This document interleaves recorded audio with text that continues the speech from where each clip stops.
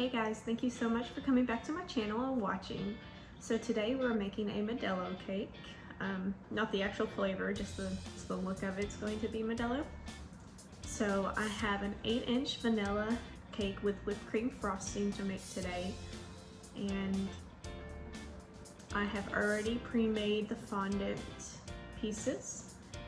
I made a bottle opener and 4 limes. I had to figure out how to make the limes because my first initial thought was to make the little limes skins out of fondant and then put the jello into the middle of it so that way it could kind of be transparent, but I didn't know that fondant and jello do not go together. It will literally disintegrate the fondant. So yeah, that was a little learning curve, but if y'all would like a tutorial on how I made my limes or anything like that, please comment below and I will make a video of how to do that.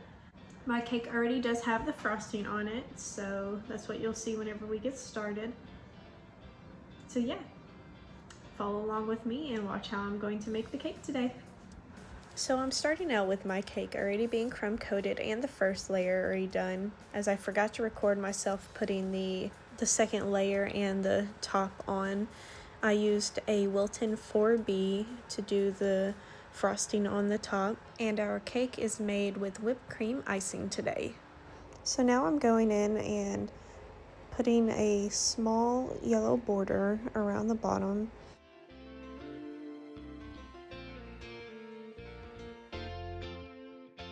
And then I'm going to take my Modelo logo and measure it out so that way it fits pretty good on the front of the cake.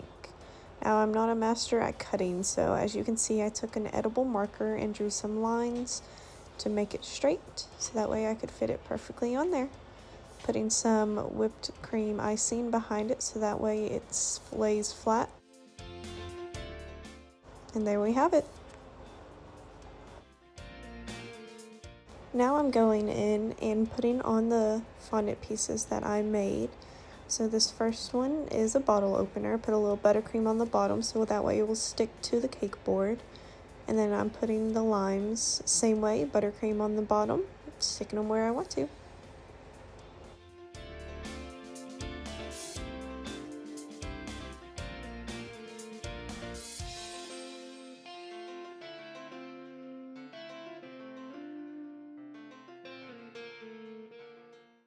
And this is what it looks like up close. I'm pretty happy with it so far.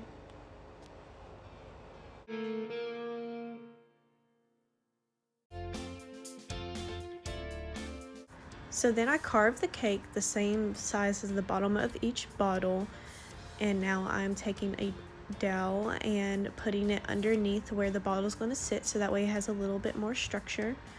And here I am just kind of cleaning up right around the bottle so that way it's not as messy. As you can see, I got cake everywhere.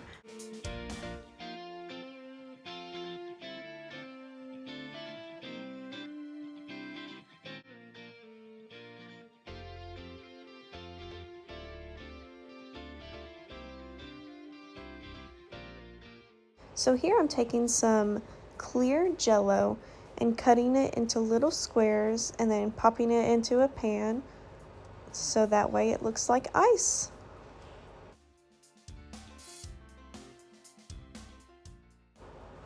Here I am putting the jello squares onto the top so that way the Modelos look like they're sitting in ice.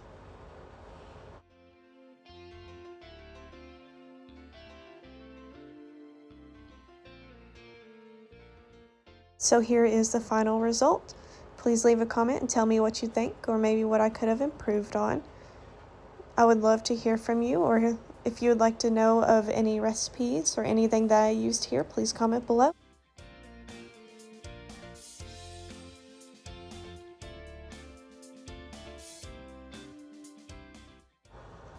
Alright, and now I'm going to tell you a few tips while making this cake.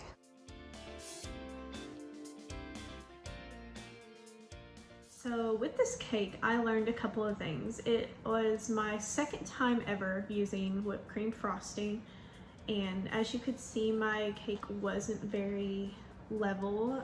As I've never really worked with it, I have a hard time trying to figure out exactly how to do it, and I'm always afraid that it's going to be not sturdy enough. So if you have any suggestions for me, please feel free to comment. I would love to hear any advice anyone has. Secondly, like I said in the beginning, Jello and fondant do not go together. So whenever I put the limes on top of the cake, it like was melting the color into the Jello. So what I ended up doing with my limes is I took the lime and put the extra edible paper I had under it, and then under the edible paper I put buttercream, so that way it kind of had a couple layers between the fondant and the Jello, because I really wanted those limes on top. I thought it looked super cute. My husband told me I should just maybe leave them off the top, and I didn't want to do that. So even though the customer requested, you know, whipped cream icing instead of the buttercream, I did tell them I put a little buttercream on it so that way I could get those limes on top. And also, I should have made the cake a little bigger. I'm sure there were certain spots that you saw that the cake was cracking. Here's an example. So I should have probably made it a 10-inch instead of an 8-inch. I didn't actually have the bottles to measure, so I just went off of a beer can instead. As you can see right up there, I have a couple of beers on top of my refrigerator. They're actually really old. We don't really drink anymore. They're just kind of up there. So I took the cans and measured those. I was like, oh yeah, an 8-inch should be fine, but no. It was cracking and trying to fall apart. I kind of fixed it and pushed it back together, and the end video was everything kind of smoothed back out. But yeah, so always measure your stuff beforehand. Know how big of a circumference your stuff's going to be, so that way you make a big enough cake, because mine was a little small.